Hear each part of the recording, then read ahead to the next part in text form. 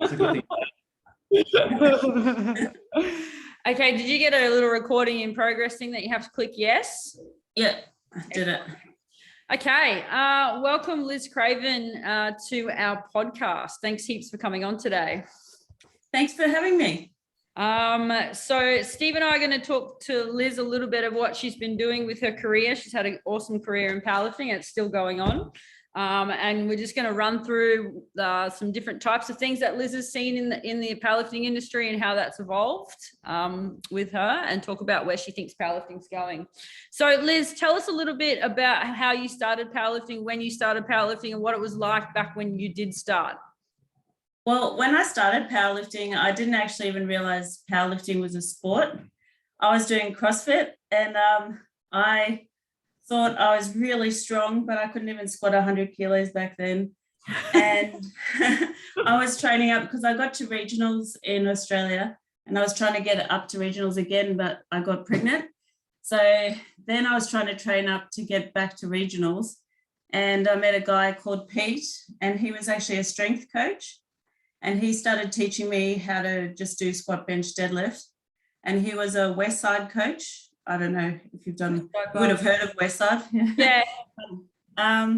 So that's what started me. And he convinced me 3 months after having Abby to do like a competition and see if I could get to nationals. And that actually my total got me to nationals, because at that stage it wasn't really very competitive. And I went to nationals in March, and I'd had Abby September before, and it just blew my mind, because here was this kind of quite a professionally run competition, and I could be in a weight class because I was a very small CrossFitter, so it was hard to be competitive against the 70 kilo girls, if you know what I mean. Yeah. And my life changed after that. I went, well, I'm going to stay in this sport because I don't have to do row sprints and I don't have to do burpees. And I can, instead of trying to focus on a million different movements, I could focus on 3. And that was how I started. I started with West Side, and I actually didn't get that far with West Side because I was only deadlifting once a month, I think. And I wasn't very motivated, I guess is the word. And then I went to a seminar and I discovered Shaco. Have you ever done Shaco? See, everybody's got to try Shaco. But I've got to say, the volume helped me, and my lifts actually finally started to go up. And I managed to talk my way into getting into the first ever like proper Worlds, which was in Russia, Suzdal. Yeah, nice. And I went there. I didn't deserve to. I came like second last when I was there, but it was a great experience. And my coach, Pete, he had always said to me, I could be, with my leverages, I could be one of the best. And I didn't believe him. I just thought, whatever, I'm just short. And then I went there, and the Russian coach saw me squatting, and he said to me, if I coached you, I could make you one of the best in the world. And for some reason, because he's Russian and it sounds legit, I believed him. And after that, it just kind of flicked a switch. And from then on, I started taking my lifting much more seriously. And I actually met Mike Teixeira there. And he was becoming quite a big name, him and Matt Gary. So Susie, Matt Gary's wife, was the number 1 52 kilo lifter, and she was lifting 150 kilos at 52 kilos back in 2012, I think. Jeez. So way before everybody else. She's a really good squatter. And I just, so I messaged him. I was really shy. I'm like, can you coach me? Yeah. And he started me on RTS and RPE, which is totally different to Shaco, obviously. And that actually, so that was so brand new. All the RPE, people were so against it. I mean, I was getting heckled all over the place, but then next minute I was breaking world records in my garage, so people couldn't heckle me much. After a while, And I remember there was a seminar here in Australia. It was Mike Matt Gary, and who's the Mike Zordos, and some other people. It was a really cool seminar, and it really opened my mind to all these, that there were other styles of training, to West Side, which is all I'd heard about, and Shaco. Yeah. And so the Melbourne Uni method, the progressive overload. Yeah. No. Which progressive overload, it works until you're strong, I reckon. Once you're strong, it kills you. Funny thing. That's right. Yeah. If you get someone strong, but it's hard to get a strong person stronger. That's right. Exactly, without injury. And some people they can withstand a lot of damage. Yep. You know, Yanni could handle that for years and years. Yeah. Amazing lifter. But you could say the same thing about, you know, when I started emerging strategies. I was telling you beforehand, Megan and I were some of the first two to ever. Mike rang us and he goes, I've got this crazy idea, and do you guys want to try it? And we're like, yeah, why not? And for me, my body could handle it.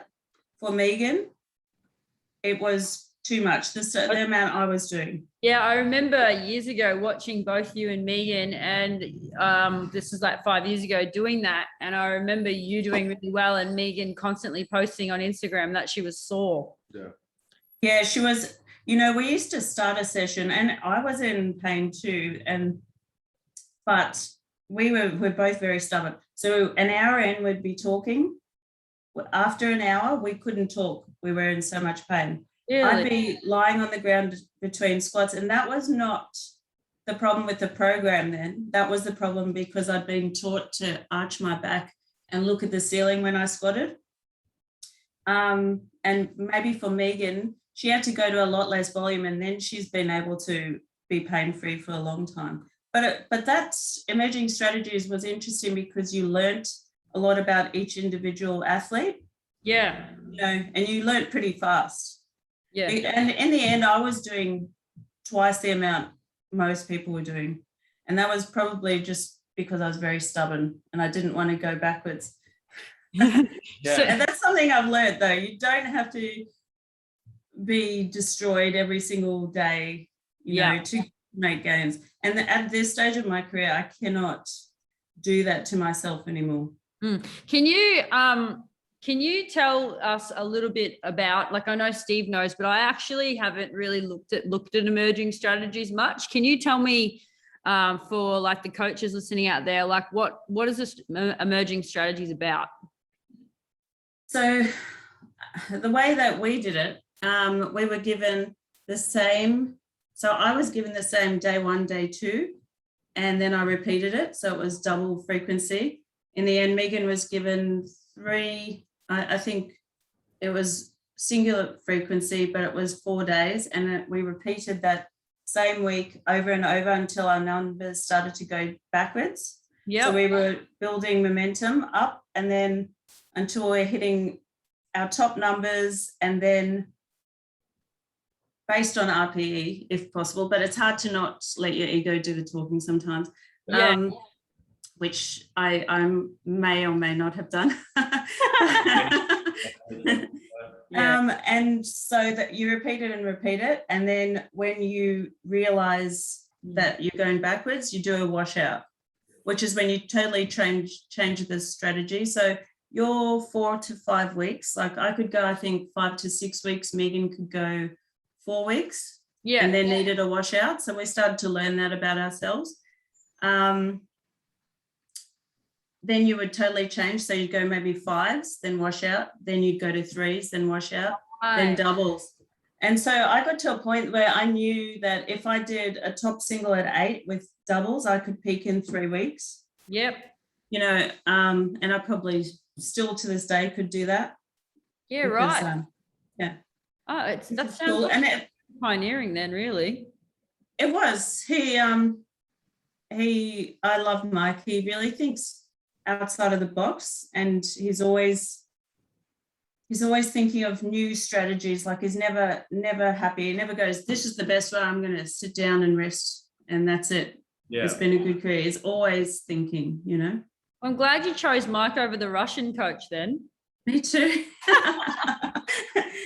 would definitely still be arching my back, etc. So one thing about Mike is he was more semi-program, and I was going to other people to help me fix technique. Yep. And then back in 2015, my hips and my pelvis, I used to get pain so that I wanted to throw up from my belly down to my knees. And I went and got my psoas released, and my massage therapist, and it was immediately better. And he goes, you need to get your glutes working. And he showed me from another coach called Al Romero how to stack my ribs and my pelvis and how to hinge. And my life, I added like 15 kilos to my squat doing that. Yeah, right. And then like another thing I've noticed is the change in language. Why am I jumping ahead? You can. No, you keep going. Keep going. We're just listening. I've just done heavy squats. I'm full of adrenaline. No, keep going. So back in those days, that was 2015, and that was another thing. When I was telling everyone, you need to stack your ribs and pelvis, and you need to learn how to hinge. Everyone's going, you're wrong. And now everybody's saying it. I'm like, see, I was right. But but it's also so now we use the term midfoot, and I used to use and tempo, and I used to just call it rhythm and balance, which is what I used to teach my clients back in the day. You need to find your rhythm and your balance, feel your balance. And it's good now that there's more terminology as the science of this one sport becomes more advanced. We have more ways to describe what we're meant to be feeling, because as a coach, that's our job, to describe how something should feel, isn't it? Yeah, and it can be very hard. As the sport grows, everyone's more accepting that everyone's different. Yeah. And everyone's going to do differently. Like someone like yourself or like myself, we really benefit from like the ribs down on the pelvis, the hinge kind of low bar squat. Yeah. Probably from the bar placement as well. Like our center mass just corrects forward into that position. I think we've spoken about this together. Yeah. I mean, everybody's hinge is going to look different, isn't it? Some people look like they hardly hinge at all, but you know, as long as you keep everything locked on. Otherwise, remember I sent you that heavy squat and I said, and I could tell that I'd let go of my core.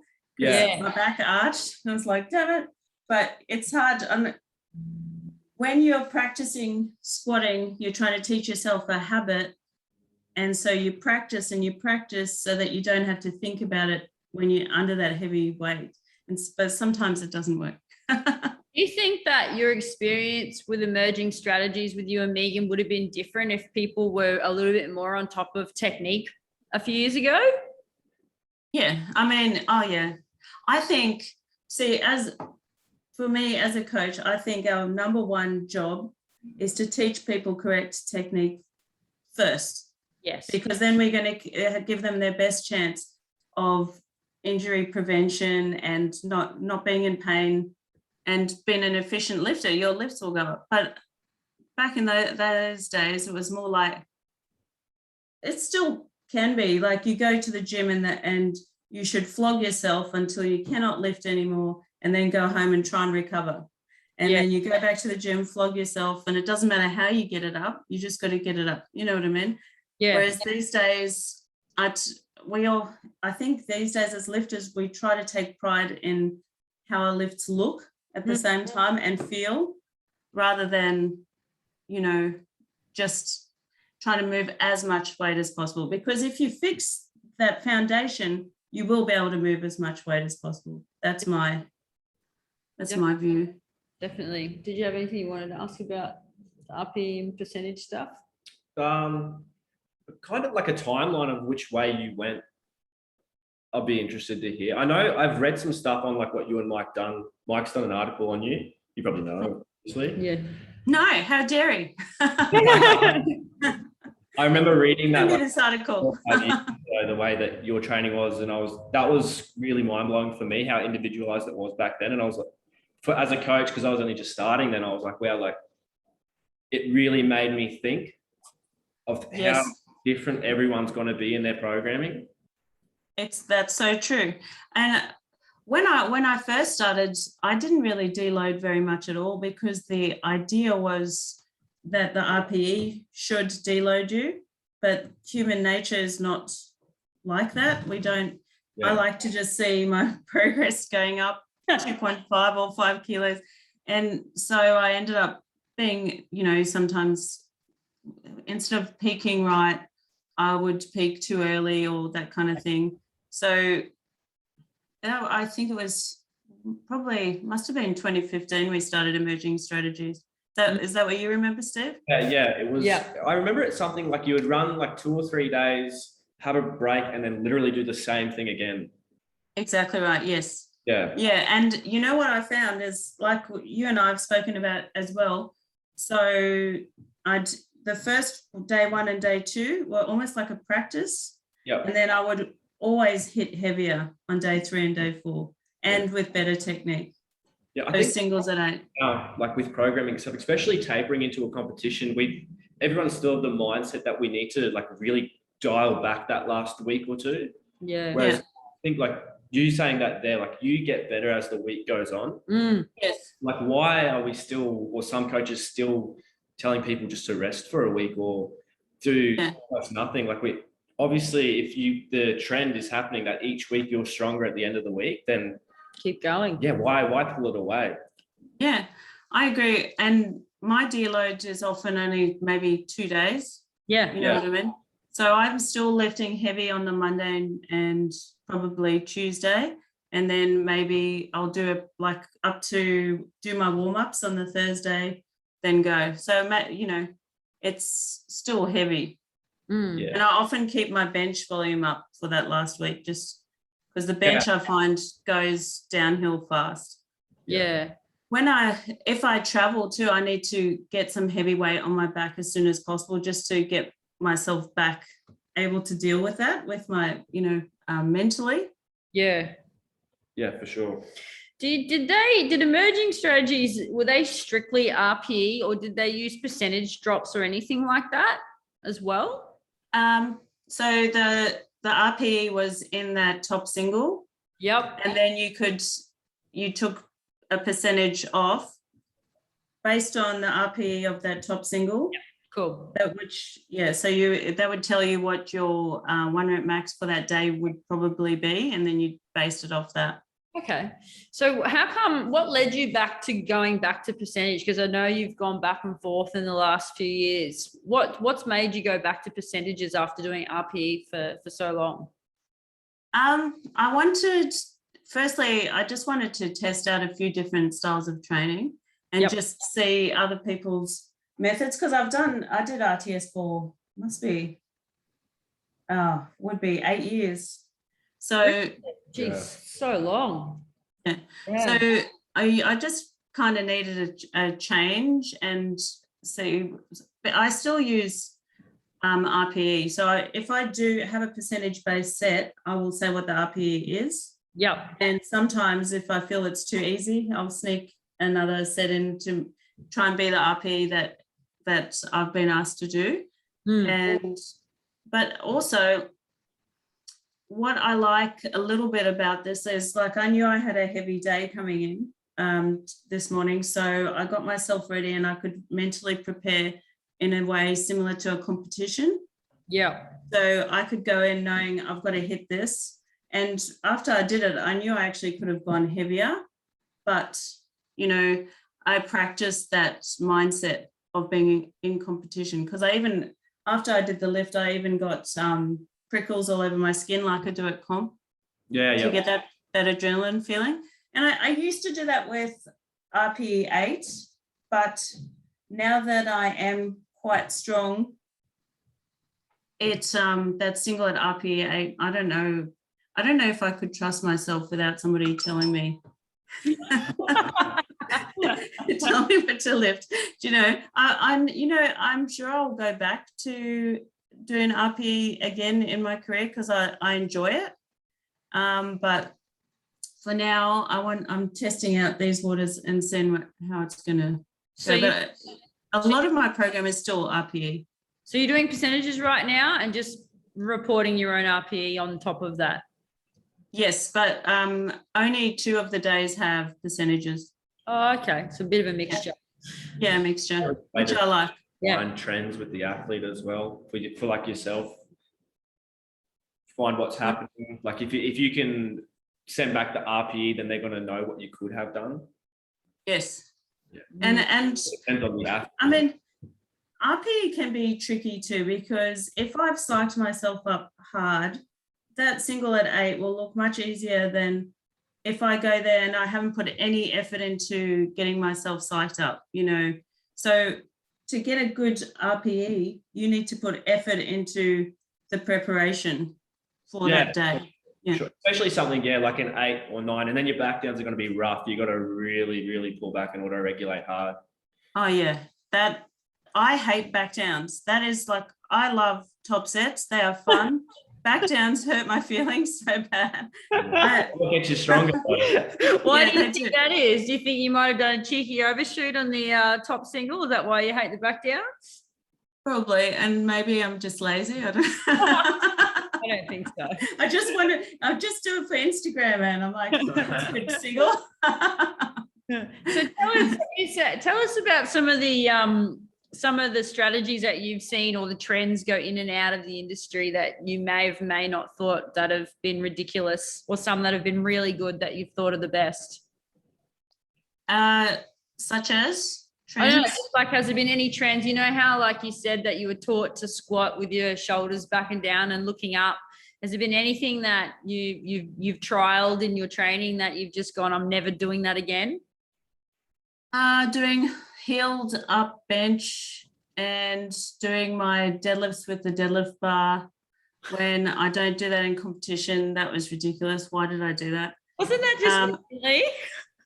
Sorry, yes. It ruined my bench for ages.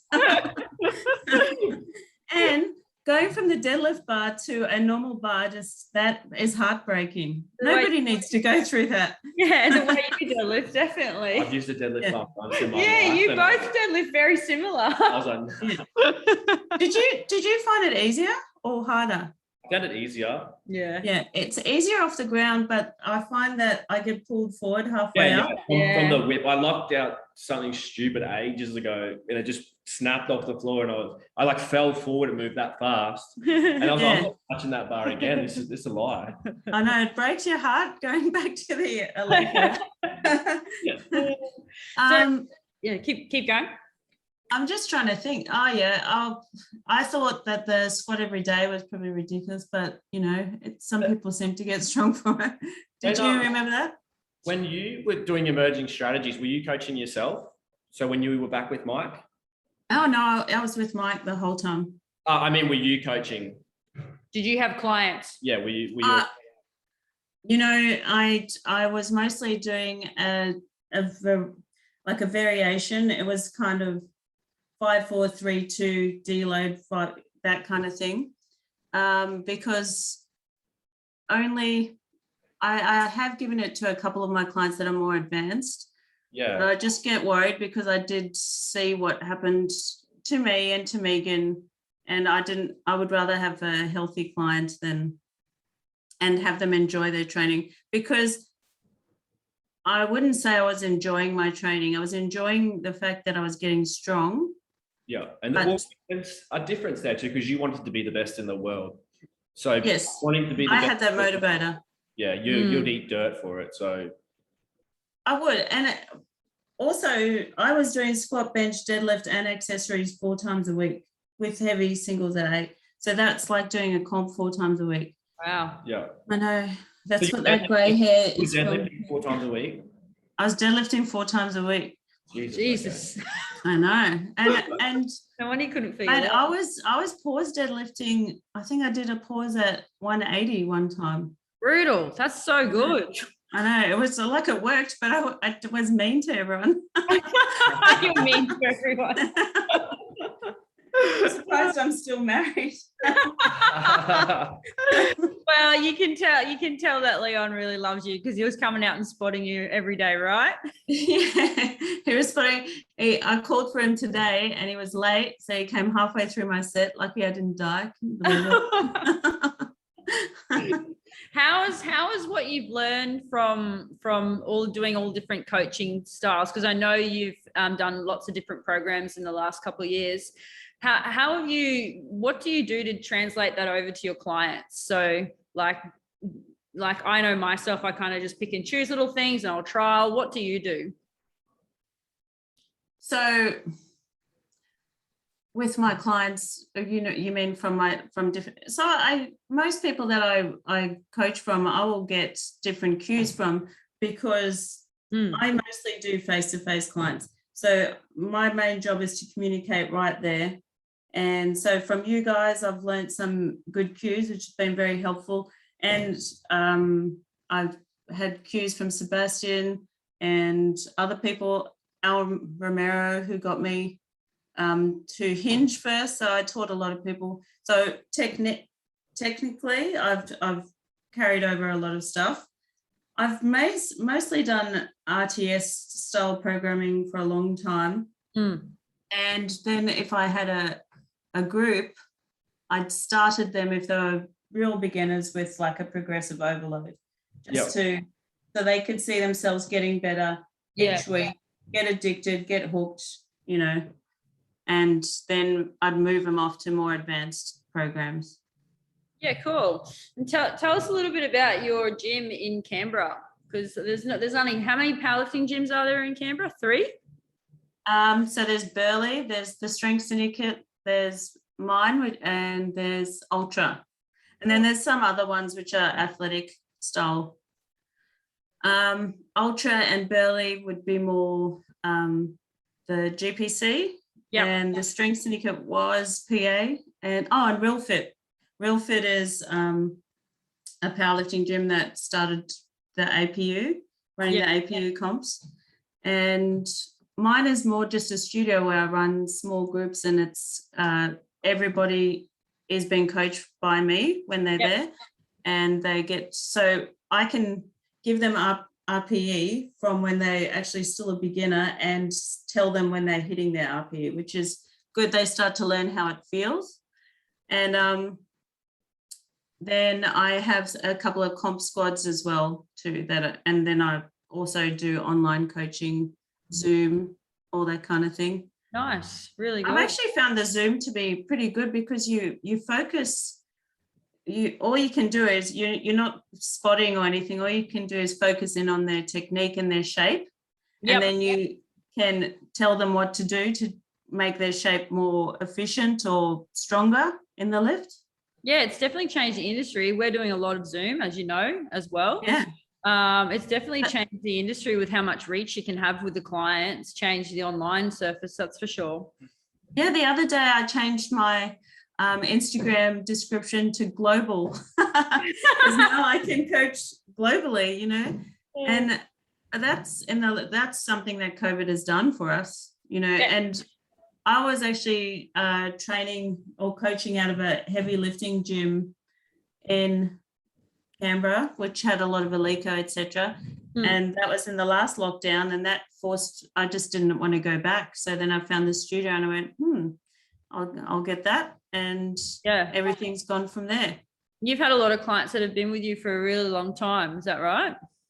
Yeah, I've had clients for some of them for 15 years. So they've had to do CrossFit with me. They've had to do really ugly lifting with me. They've forced really ugly. Because I used to run a lot of comps in Canberra too.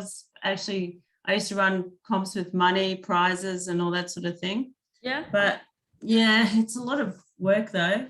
How did your comp go? Really good. That was the first comp I've ever run, and it went really well. But as I said in my Instagram last night, note to self, running comps and handling clients at the same time is really tough. Yeah. You need a separate manager, and don't ever try and lift and run a comp, because you will hate No, we've got a big enough team now that at Nationals will help Steve out with his clients, that's for sure.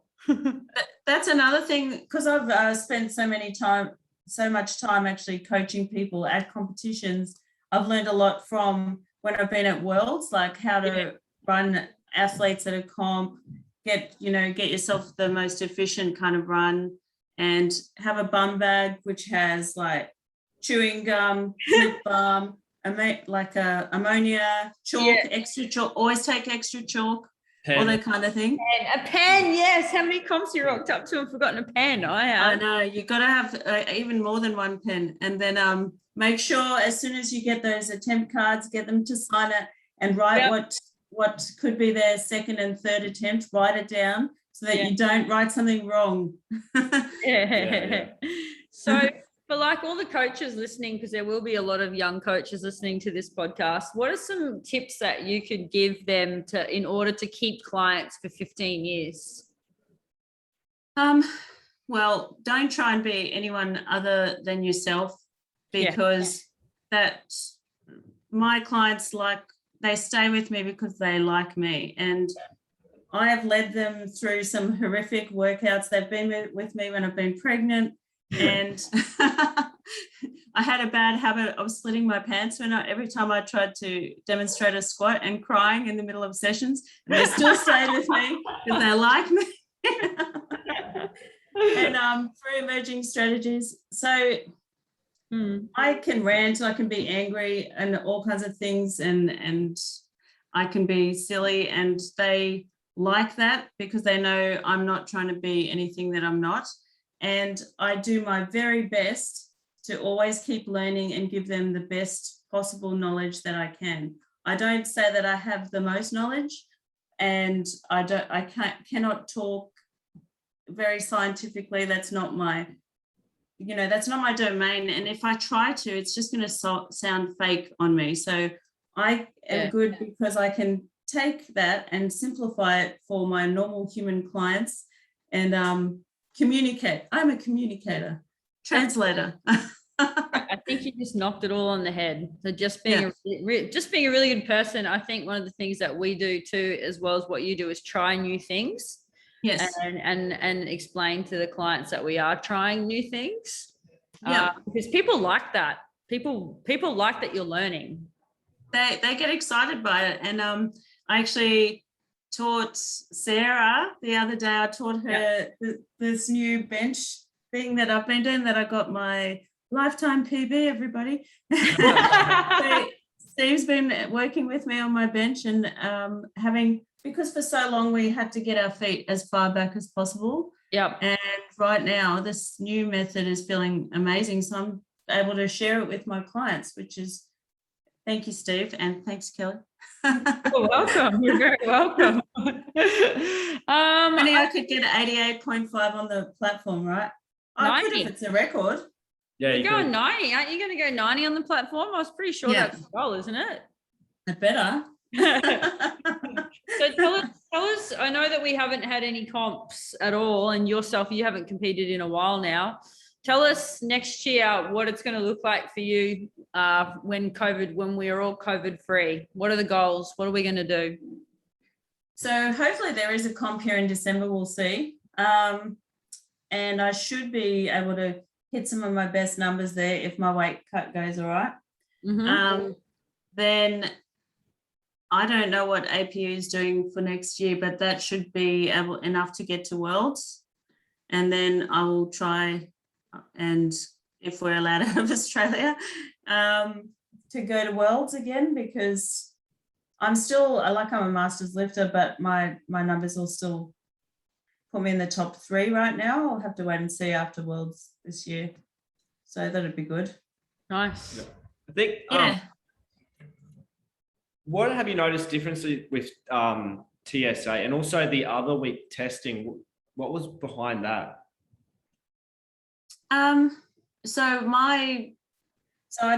had completed 4 weeks and it was going really well and I wasn't feeling beaten up.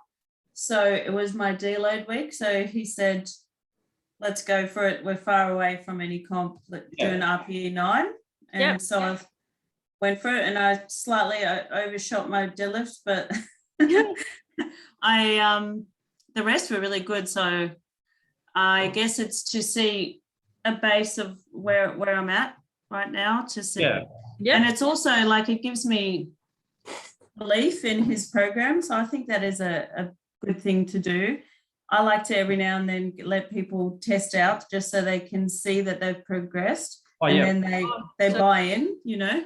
Yeah, it's also as a coach, we want to know if it is working and what someone needs to show up on that day. Like you showed up really well. I think it was a Friday or a Thursday. Yeah. And it was a Friday. Yeah. Yeah, Friday. Yeah. And everything moved really well. So that gives you a lot of data there. And I know TSA is big on their data. Yeah. And so today I doubled what I got in my last comp as my top squat. And it was IP, what would you say, 7? Butter, IP butter. Butter. I'm just trying to be cool and talk like as Steve would say, you're on. Yeah. What's the difference with TSA and RTS? You know, it's that Kedrick and Mike are similar type people. So they are both very much about data and numbers. I would find that I have to do more work at that top range rather than a top set with drops. Yeah, which I find hard, but I'm actually proud of myself that I'm able to do it. So often that RP for the drop sets will be quite high. Yeah, but I still can get through it. So, and I'm recovering from it pretty well. Each day is different, and each week the reps change, reps and sets. So I can see right now I'm at the peak of volume and what do you call it? Intensity. And so then hopefully the volume is going to drop next week from what I've been noticing, and the intensity is going to go up. So I'm going to have less reps, more weight, which is exciting and terrifying. So hopefully Leon's ready to spot me. Do you think it's important? What you just said is you kind of predicted where you think your program's going to go based on the trends that you've seen. Do you think it's important that new lifters take note of that their coaches are doing that? I don't know, actually. Like, each person is different. So I really enjoyed when I was doing emerging strategies, knowing what I was going to do each day, each week, not the numbers, but the movements. And I liked it being the same. Some people might find that really boring. So I will have clients that come in and they have to know what they're going to go for and what they're going to do and what's on the bar. And other people tell me, don't tell me. Yeah. I'll just do whatever. So it really depends on the individual, doesn't it? And how they react to stuff. So me personally, I like understanding why I'm doing things. Yeah. So I'm trying to get a bit of knowledge about, and Kedrick said he'd sit down and talk to me about his programming as well, which I'm looking forward to, because I just like to learn different methods. What I have noticed with all the different trends and things I've tried, if you do enough work with decent technique, with good quality work, you get enough recovery, most things will work. Yep. Yeah, like I said earlier, it's easy to get someone strong. It's not hard to get strong either in this sport. It's getting a strong person stronger can be a bit tricky, and that's when you really got to dive in really far. Yeah, you do. So one thing that I love about with new lifters with RPE is they learn so much. They have to think. They don't just do something. They have to think, how did that feel? Yeah. Why did it feel like that? And, did I not psych up, or did I not get my technique right? And so they are becoming they're becoming an athlete. Yeah. By doing RPE. So I think everybody should be exposed to RPE. Yeah. Totally agree. I think otherwise you're just a robot. Exactly. Yeah. And I think as you're a percentage sheeple. Like coach athletes like yourself and myself, we will look at that sort of stuff and what we're going to do and why we've done it. We want to know to learn more. But then you have like the other athletes, like say anyone that's competing, and then they'll be competing on a Saturday and you'll bench them on a Friday or something, and they'll be like, why am I benching the day before? Yeah, and I'm going to burn out. You have for the last 20 weeks. What do you mean? You've PR'd nearly every Saturday that you've PR'd on. Like, that's the day. Why am I going to take it away? And they're like, yeah, that makes sense. Yeah. So that, bringing me back to that, is that the stupid trend, deloading a small female for 2 weeks before a comp is the stupidest trend I've ever seen in my life. I know. Oh, because you get there and you're like, oh, I don't know how to lift anything. Why am I shaking? Especially someone like yourself that could be exposed to such high intensity all the time, and like back down stuff, like back down heavy stuff for myself, just it kills me. Yeah. Terrible. Yeah. I don't think we should have to do it anymore, Steve. Singles for life. Yeah, we just probably wouldn't get much stronger. I don't think. We'd be tapped out. I know. I do know that, like, I just have to remind myself, this is getting me strong. This is getting me strong. Yeah, Definitely. And also that volume, you get to practice your technique over and over again. Like I was saying, try and turn it into a habit. You know? Yeah, 100%. That's what it's all for anyway. We get stronger from all the volume and repetitions that we do. So people need to remember that. Like, a lot of athletes will take their top sets so serious, and then you watch them get to their back down stuff and just fall apart. Yeah. I feel like that's me sometimes, but I'm trying, okay? I think that's every athlete. Yeah. Oh, yeah. Well, thanks very much for today. It's my pleasure. Really enjoyed it. I think I don't know about Steve, but I'm really looking forward to watching you lift next year. I think you've got some big things coming for you next year, because what you've done in the last 6 months has really been phenomenal. Yeah, I'm very excited. I didn't think I'd be getting, sometimes people tell you, like, everyone keeps telling me I'm getting old, and I'm like, oh, maybe I am. And then all of a sudden, all my lifts are coming together. So maybe I'm not getting old. Well, I think I said on that post that you did not long ago, where no one would touch your squat, I think the difference with you is that you're open to communication, and you're open to feedback. A lot of people would think, oh, Liz has got a world-class squat, so we don't need to change it at all. But the reality is, in this industry, that in here is, if you're going to get stronger, you got to keep changing, and you got to keep looking at new things. And I think that's what's making you stronger and stronger. Yeah. And I mean, what I needed was somebody to look at it from a different perspective, rather than that old model of how a squat should look. And I remember you said to me to try something, and I'm like, well, I don't know if I should, because I did do a triple body weight. And I was like, just trust me.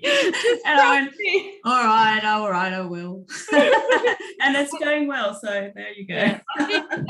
I think it's just the understanding that you need to layer on technique.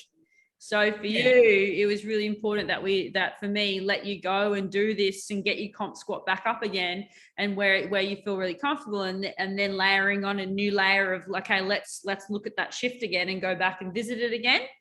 I think that's where some lifters go wrong, because they don't realize that shift is always going to come back. That's just how you move. Yeah. So we just got to keep layering it on so that we can keep it under control. Because when you get up to, squatting 165, and up, like, we're going to have to push through the floor even harder. So we got to find ways to do it, Yeah. Don't want to do it all on my right leg. I want to use both legs. Right. Okay, well, thanks very much for today, Liz. We really enjoyed it, and that was fun. Yeah, and I guess we'll speak to you soon. All right, speak to you Thursday. Bye. Bye.